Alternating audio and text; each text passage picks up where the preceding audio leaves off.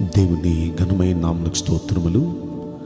ఈ వాగ్దానం వింటున్న మీకందరికీ మన ప్రభువును ప్రియ రక్షకుడైన యేసుక్రీస్తు నామములో శుభములు, మా హృదయపూర్వకమైన వందనములు తెలియచేస్తున్నాం.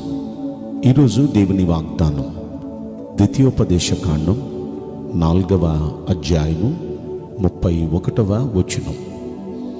నీ దేవుడైన యెహోవా కనికరము గల దేవుడు కనుక నిన్ను చేయి విడువడు. ఈ మంచి వాగ్దానం మన మంచి దేవుడు మనందరి పట్ల నెరవేర్చునుగాక. ఆమేన్. ప్రియ దైవ జనాంగమా, మన దేవుడు చాలా మంచి దేవుడు, కనికరం గల దేవుడు. మనలో ఎవ్వరిని, మన కుటుంబాలను ఎన్నడూ చేయి విడవడు. ఇన్నాళ్ళు ఆయన చేయి విడిచుంటే ఈ రోజు వరకు మన మనుగడ కొనసాగేదంటారా? ఈ రోజు వరకు ఇంకా సజీవుల లెక్కలో మనం ఉన్నామంటే దానికి గల కారణం ఆయన మనల్ని చేయి విడవలేదు. ఎన్నటికీ మనల్ని చేయి విడవడు. అయితే ఆయన ఈ వాగ్దానం అక్షరాల మన పట్ల నెరవేర్చి మనల్ని ఆశీర్వదించాలనుకుంటున్నాడు. యాకోబుతో ప్రభు మాట్లాడుతూ అంటాడు, భయంతో ఆందోళనతో ఉన్నాడు, అన్న చంపేస్తాడని. అలాంటి సమయంలో యాకోబుతో దేవుడు మాట్లాడుతూ అంటాడు, నేను నీకు తోడై ఉండబోతున్నాను, నిన్ను విడవను, ఎడబాయను. నువ్వు వెళ్ళు స్థలంలో నేను నీతో కూడా వస్తాను, నిన్ను కాపాడతాను. నిన్ను కాపాడటం మాత్రమే కాదు, నిన్ను ఆశీర్వదించడానికి వస్తున్నాను.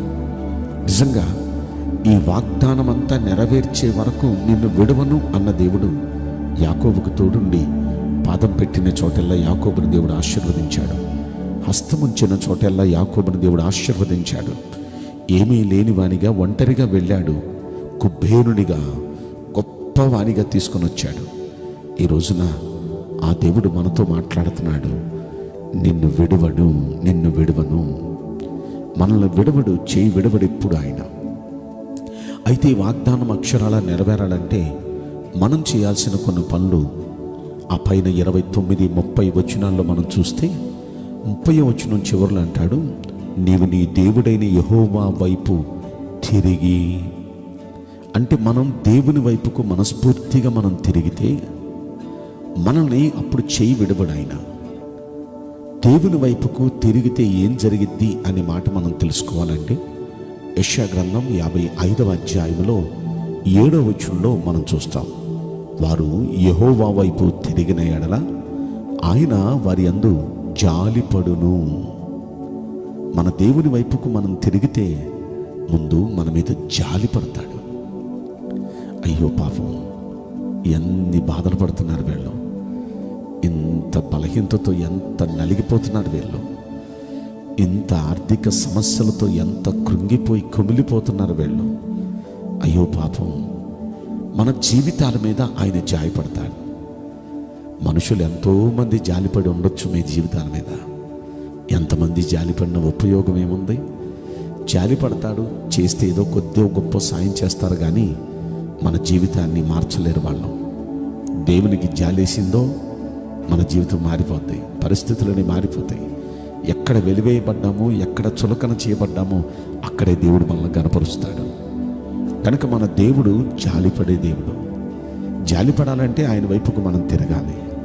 ఆ కింద ఇంకో మాట అంటాడు, దేవుని వైపుకు తిరిగిన ఎడల ఆయన బహుగా క్షమించును. ఆ దేవుని వైపు తిరిగితే బహుగా క్షమిస్తాడు. ఇన్నాళ్ళు, ఇన్నేళ్ళు ఈ కష్టాలకి, నష్టాలకి, బాధలకి, సమస్యలకు కారణం మనం చేసిన పొరపాట్లు, మన పూర్వీకులు చేసిన పొరపాట్లు. అవి మన మీదకి శాపాలుగా వచ్చినాయి.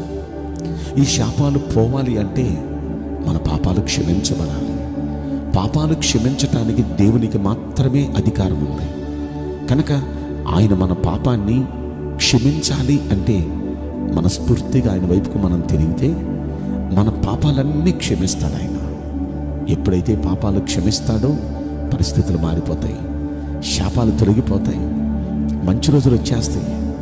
కనుక ఆయన వైపుకు తిరగటం వల్ల ఇన్ని మేళ్ళు ఉన్నాయి.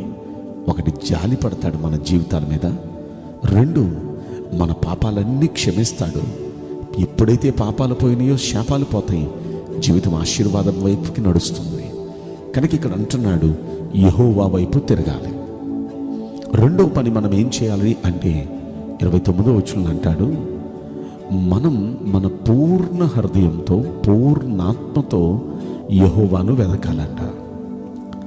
పూర్ణ హృదయంతో దేవుణ్ణి వెదకటం అంటే దేవుణ్ణి సేవించటం, దేవుని భక్తి చేయటం.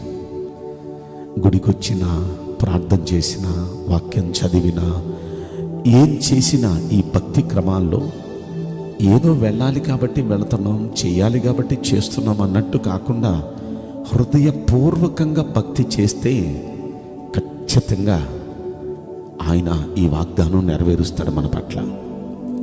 భక్తిని చేస్తున్నాం. ఈ వాగ్దానం వింటున్న ప్రతి ఒక్కరూ భక్తిని చేసేవాళ్ళే. మీరు భక్తి చేస్తున్నారు, దేవుడు అంటే మీకు భక్తి ఉంది. కానీ ఏదో చేయాలి కాబట్టి, ఏదో ఈ వాగ్దానం వింటున్నాం, ఏదో గుడికి వెళుతున్నాం, ఏదో దేవుణ్ణి దండం పెట్టుకొని ప్రార్థన చేస్తున్నాం అనే ఆ విధానంలోనే కాదు, చేసే భక్తి హృదయపూర్వకంగా చేయాలి. అది ఎలాగో మీకు ఉదాహరణగా చెప్పాలంటే, నల్లబట్టలు వేసుకొని భక్తి చేసేవాళ్ళు, ఎర్రబట్టలు వేసుకొని భక్తి చేసేవాళ్ళు మన కళ్ళ ముందు తారసపడుతున్నారు కదా. వాళ్ళు ఎలా నిష్ఠగా వాళ్ళు చేసే ఆ భక్తిని ఒక నియమం పెట్టుకొని ఎలా క్రమశిక్షణతో ఆ 40 రోజులు ఎలా చేస్తున్నారో మనకు తెలుసు. మనం కూడా దేవుని భక్తి చేసే మనం అలా ఒక క్రమం పెట్టుకొని అలా మనం నిష్ఠగా దేవుని భక్తి చేస్తే, శ్రద్ధగా ఆసక్తిగా దేవుని భక్తి చేయగలిగితే వాళ్ళ జీవితాల్లో ఏం జరిగిద్దో నేను మాట్లాడిన వారిని కామెంట్ చేయను. కానీ ఈ యేసయ్యకు మాత్రం అలా నిష్ఠగా భక్తి చేస్తే జీవితాల పరిస్థితులే మార్చేస్తాడు. మనకు మంచి రోజులు ఇస్తాడు మన దేవుడు.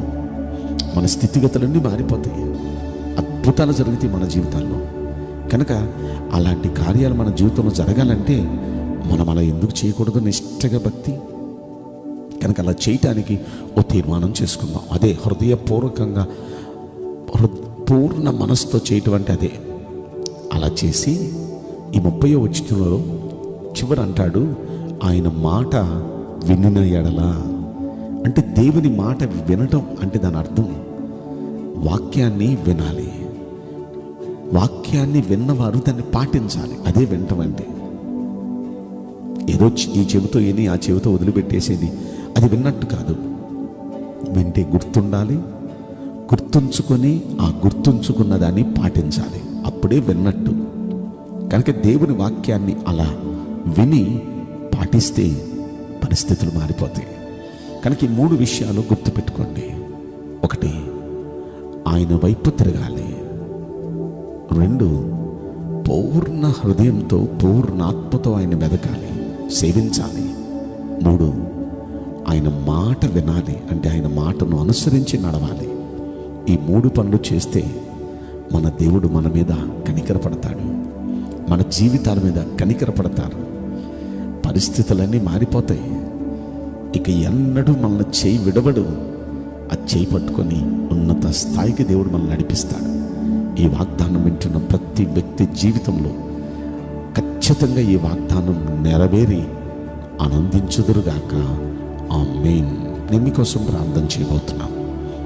పరిశుద్ధుడా, ప్రేమగల యేసురాజా, మీ పవిత్రమైన ఘనమైన నామమునకు నిండు మనసుతో కోట్ల కొలదిగా స్తుతులు స్తోత్రములు వందనాలు చెల్లిస్తున్నాం. ఈ వాగ్దానం వింటున్న ప్రియుల జీవితంలో దయచేసి ఈ వాగ్దానం నెరవేర్చండి. వారి జీవితాల మీద కనికరపడండి. వారిని చేయి విడవద్దని ప్రతి ఒక్కరి తరపున మిమ్మల్ని బ్రతిమాలుకుంటున్నాను. ప్రతి వ్యక్తిని మీ చేత్తో పట్టుకొని నడిపించి ఘనపరచమని ఈ కొద్ది మనవులు నజరుడైన యేసుక్రీస్తు ప్రశస్తమైన నామములో మిక్కిలి వినయముతో ప్రార్థించి బ్రతిమలాడి వేడుకుంటున్నాం ప్రియ పరలోకపు తండ్రి. ఆమేన్. May God bless you all. Thank you.